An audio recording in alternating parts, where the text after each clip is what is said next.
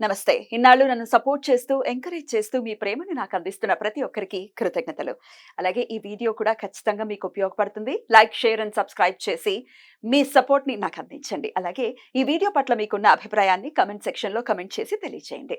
ఇప్పుడు వీడియోని చూద్దాం. నమస్తే. Welcome to our channel. నేను పద్మిని. ప్రస్తుతం మనతో పాటు వైదిక్ ఆస్ట్రాలజర్ అవినాష్ దాస్ ఉన్నారు. మాట్లాడదాం. అవినాష్ గారు నమస్తే అండి. ఓం నమ శివాయ. ఓం నమో వెంకటేశాయ. అవినాష్ గారు నక్షత్రాల గురించి చెప్తున్నారు. మఖా నక్షత్రం చాలా చాలా పవర్ఫుల్ నక్షత్రం అని వినడం జరిగింది. Is it so? అసలు మఖా నక్షత్ర జాతకులు ఎలా ఉంటారు? మఖా నక్షత్రం గురించి మాట్లాడదామంటే మహా నక్షత్రం సింబల్ కిరీటం. బై బర్త్ వీళ్ళు రాజులండి. వావ్. ఇప్పుడు కంపెనీ ఉంది, ఫర్ ఎగ్జాంపుల్ ఒక న్యూస్ ఛానల్ ఉంది, ఒక ఆయన జాయిన్ అయ్యాడు, స్లోగా పై స్థాయికి వెళ్ళిపోతాడు. రైట్. ఈ నక్షత్రంలో పుట్టడమే రాజులు పుడతారు. వావ్. రాజు అంటే మఖా నక్షత్రం, మఖా నక్షత్రం అంటే రాజు, రారాజు.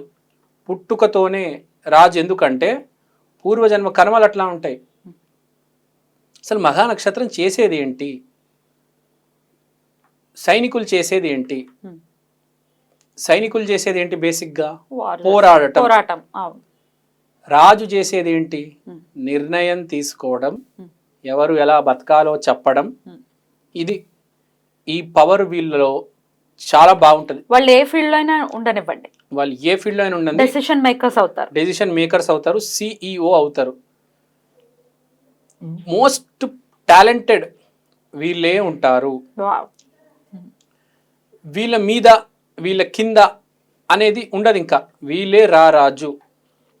ఇప్పుడు వీళ్ళు ఏంటంటే ఒక అబ్బాయి పుట్టిన తర్వాత ఒక రాజు కుటుంబంలో 21, 22 వయస్సు లేకపోతే 25 ఏళ్ళు వయసు వచ్చినాక వాడికి యువరాజుని చేస్తారు. కరెక్ట్ ఆ టైంని మఘా నక్షత్రం యాక్టివేట్ అయింది అంటారు. మనం చూసుకుంటే ఆర్డర్లో సో కరెక్ట్ 10వ ఘట్టం అన్నమాట. పుట్టిన తర్వాత 10th నక్షత్రం ఇది. సో పుట్టిన తర్వాత 10వ ఘట్టం అన్నమాట. మనం మొదలెట్టాం కదా, అశ్విని, భరణి, కృతిక, అలా 10వ నక్షత్రం.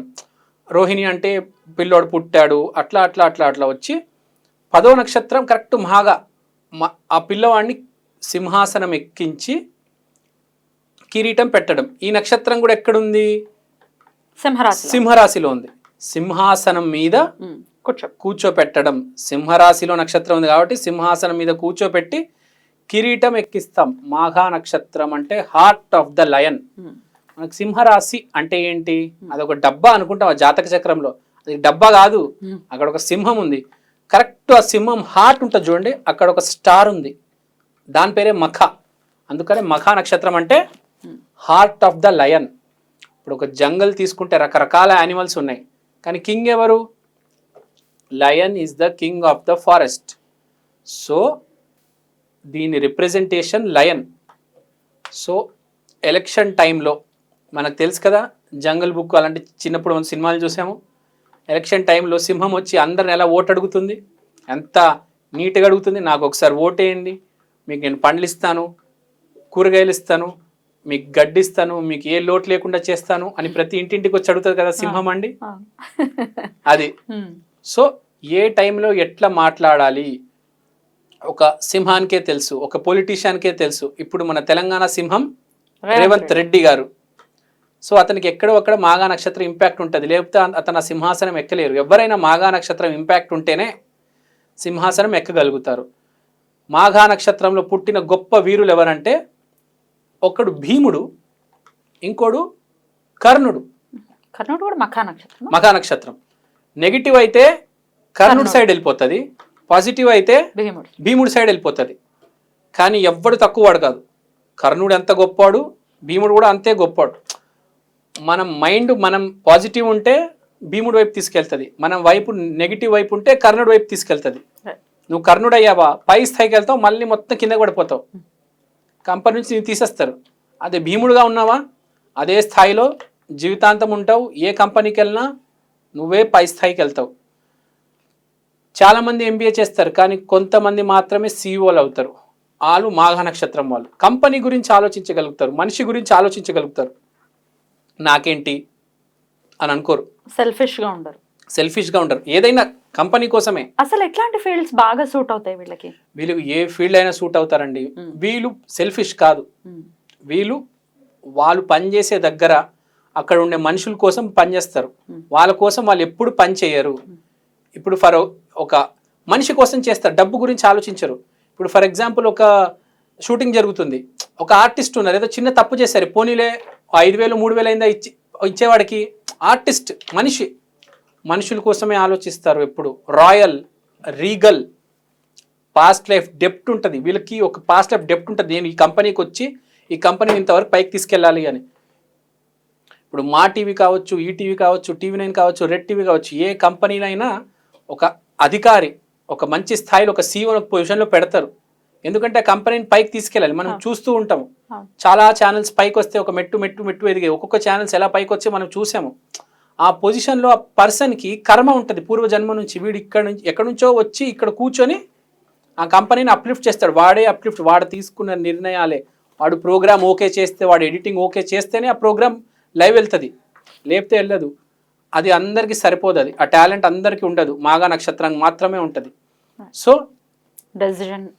డెసిషన్ మేకర్స్ లాగా ఉన్నారు కాబట్టి వీళ్ళు ఒక ఫ్యామిలీకి కావచ్చు, వీళ్ళు ఒక కంపెనీకి కావచ్చు, ఒక క్రికెట్ టీం కావచ్చు. ఇప్పుడు మన సింహాసనం, మనం సినిమా ఇండస్ట్రీలో రారాజు ఎవరు? చిరంజీవి గారు. ఆ సింహాసనం మీద ఉంది చిరంజీవి గారు. ఏదేమైనా వల్ల చిరంజీవి గారు సింహాసనం మీద ఉన్నారు. మఘా నక్షత్రం ఆయనకు పనిచేస్తుంది, మఘా నక్షత్రం ఇంపాక్ట్ పనిచేస్తుంది. ఆయన మఘా నక్షత్రం, ఆయనకి ఇప్పుడు మఘా నక్షత్రం ఇంపాక్ట్ చేస్తుంది కాబట్టి అతనికి ఆ పదవిలో పెట్టారు. బట్ కేతు నక్షత్రం కాబట్టి, కేతు అంటేనే మనకు తెలుసు ఏది ఉంటే అది విచ్ఛిన్నం అవుతూ ఉంటుంది, డిస్ట్రాక్షన్స్ ఉంటాయి. కేతు అంటే పూర్వజన్మ కర్మలు. చిరంజీవి గారికి పూర్వజన్మ కర్మ ఉంది.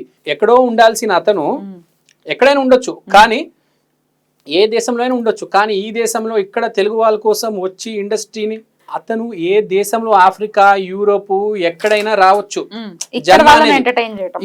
రావడం, తెలుగు నేలల మీద పుట్టడము, మన వాళ్ళని ఎంటర్టైన్ చేయడం, వాళ్ళ కోసం పనిచేయడము, ఇండస్ట్రీని ఇంత పైకి తీసుకురావడం. ఇవాళ ఇండస్ట్రీ ఇంత బాగుందంటే దానికి రీజన్ చిరంజీవి గారు చాలా వరకు. సో ఆ స్థాయి సింహాసనం మీద మనం చిరంజీవిని కూర్చోపెట్టాం. మనం నక్షత్రం అలా సింహాసనం మీద కూర్చోబెట్టే పరిస్థితి ఉంటుంది. అయితే ప్రతి ఒక్కరి జీవితంలో, ఇప్పుడు నాది కృతిక, మరి మఖా మన మీద ఇంపాక్ట్ ఎలా చూపిస్తుంది? మీకు ఎప్పుడైతే మఘా నక్షత్రం యాక్టివేట్ అవుతుందో, నక్షత్రాలు కూడా యాక్టివేట్ అవుతుంది, నక్షత్రాలు కూడా మనిషి మీద యాక్టివేట్ అవుతుంది. నక్షత్రం యాక్టివేట్ అయినప్పుడు మీకు ఆ పదవి వస్తుంది.